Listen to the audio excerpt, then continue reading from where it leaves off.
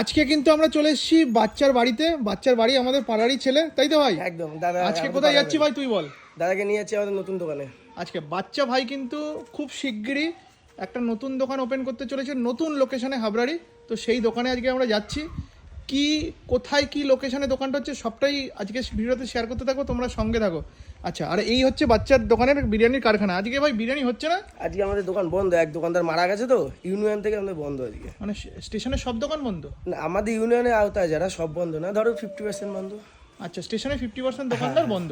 আচ্ছা চলুন বন্ধুরা, তাহলে আজকে দেখতে যাবো বাচ্চার নতুন লোকেশনে কোথায় কি বিরিয়ানির দোকান করছে। আর এই হচ্ছে বাচ্চার দোকানের কারখানা। আজকে দোকানটা অফ রয়েছে, তো সেই জন্যই কিন্তু রেনোভেটের কাজও সেখানে চলছে। তাই নতুন লোকেশনে কিন্তু হতে চলেছে বাচ্চার বিরিয়ানির দোকান। কোথায় কি লোকেশন সবটাই দেখাচ্ছি। আর এই হচ্ছে দোকানটা, ইন্টেরিয়ার কাজ চলছে তাই তো? হ্যাঁ, রং করার কাজ অলরেডি চলছে। চলো খোলা যাক।